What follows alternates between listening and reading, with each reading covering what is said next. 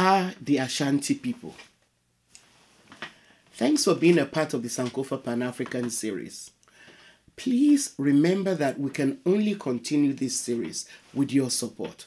So please support us by subscribing and giving us a thumbs up. You can also help by sharing our videos with your friends and contacts. Thank you. Another kingdom that emerged strong in West Africa was the Ashanti Kingdom. The Ashanti, a group of Aka people, populated the area which now constitutes South Central Ghana and adjacent areas of Togo and Côte d'Ivoire. They speak a Twi language of the Kwa language group. It is believed that the speakers of Kwa languages originated somewhere in East Central Africa. And by the 12th century, Bonoman and Akan Kingdom was thriving in gold trade, and by the 13th century, several other Akan states also began to rise as major players in the gold trade. In the 17th century, a group of Ashanti states became unified into a confederation under Osei Kofi Tutu, and the golden stool then became the symbol of their unity. The political, military, and spiritual foundations of the Ashanti Kingdom date to this ruler, Osei Tutu. Under Osei Tutu, the Ashanti successfully embarked on massive territorial expansions by constituting a highly disciplined army. The Ashanti also began celebrating the Odwira, or Yam Festival, as a symbol of national unity. The conquest of some of their neighbors gave them access to coastal areas, and they began to trade with Europeans who had by this time succeeded in making incursions into the region. At its height, the Ashanti Empire included all of present-day Ghana and large parts of Côte d'Ivoire. The capital of the empire was Kumasi, and one of the remarkable qualities of the empire was that it was matrilineal. And the ruler, known as Ashanti, inherited his power from his mother. The empire was administered by an efficient civil service made up of talented traders, diplomats, and members of the military. There was also a well-established network of roads built to connect the coast to the middle Niger, linking together major trade cities.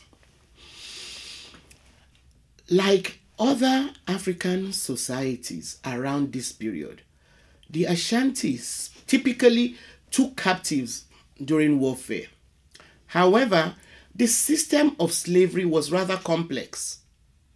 The welfare of slaves varied in that some were allowed to acquire wealth and intermarry with free people, and even members of their owner's family, they could marry into their owner's family.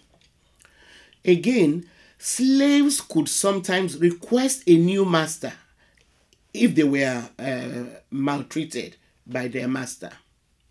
In some instances, free-born men deliberately chose to marry enslaved women because marriage to an enslaved woman allowed children to inherit some of their father's property and status, whereas marriage to a free-born woman prevented this, since inheritance was matrilineal and children were considered born into the mother's clan, and so they took their status from her family. This matrilineal system also meant that a woman's eldest brother, served as mentor to her children, particularly the boys, and a married woman was protected by her family. This was another reason why some Ashanti men preferred to marry enslaved women, because such women would not have the backing of male members of their family to intercede on their behalf.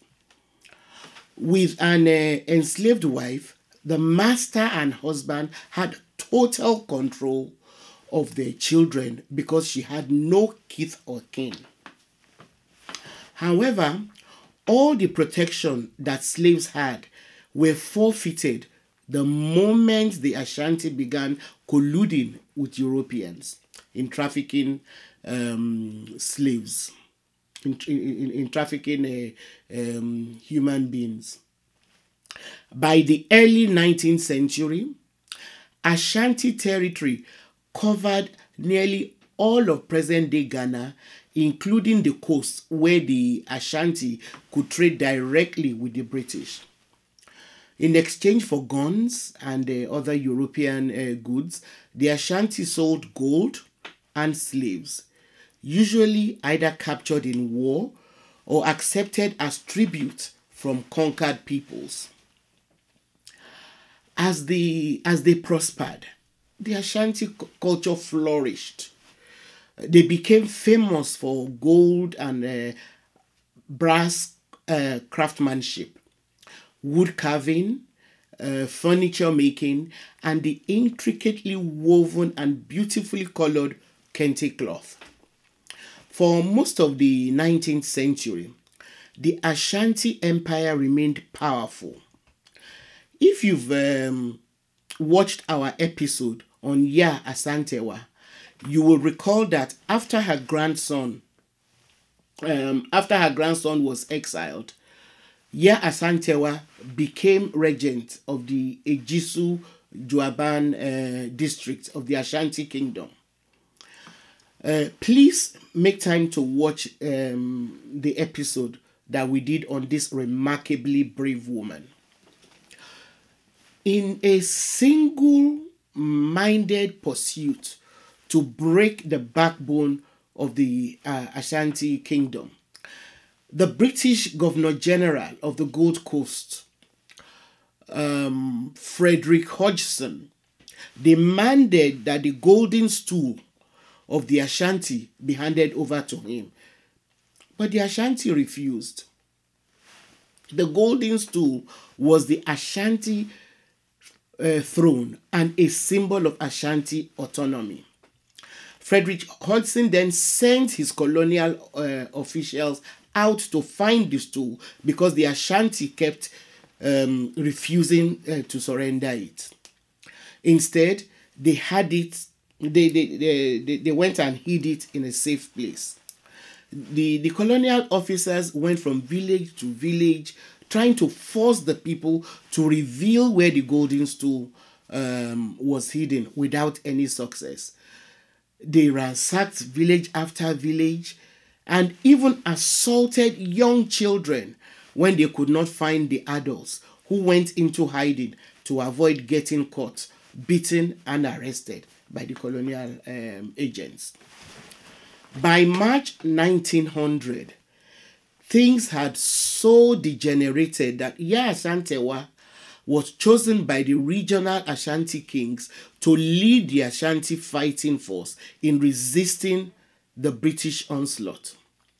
As a woman, her appointment as war leader was most unusual in Ashanti history. She, however, proved to be worth, her mettle. Some accounts actually refer to the Ashanti-British War of the Golden Stool as the Ya Asantewa War. For several months, the Ashanti troops, made up of about 5,000 people under the leadership of Ya Asantewa, laid siege to the British mission, which was stationed at the fort in Kumasi. They succeeded in cornering the British, who then brought in reinforcements made up of several thousand troops and artillery. This then allowed the British to succeed in breaking the Ashanti siege. Yaa Ashantewa and 15 of her closest advisors were then captured and sent into exile in Seychelles. Yaa Ashantewa was the last African woman to lead a major war against colonial powers and was a critical figure in mobilizing both men and women to resist colonial power. Her exile and subsequent death also mark the end of the glorious Ashanti Kingdom. Currently, the Ashanti are still one of Ghana's largest ethnic groups. They occupy south-central Ghana, and the Ashanti Kingdom was declared a crown colony in 1902, following the Yaa Ashantewa War. Thank you very much for watching this episode. Don't forget to help sustain us by sharing our videos with your friends and contacts. Also, send your questions and comments to our community page. Thank you.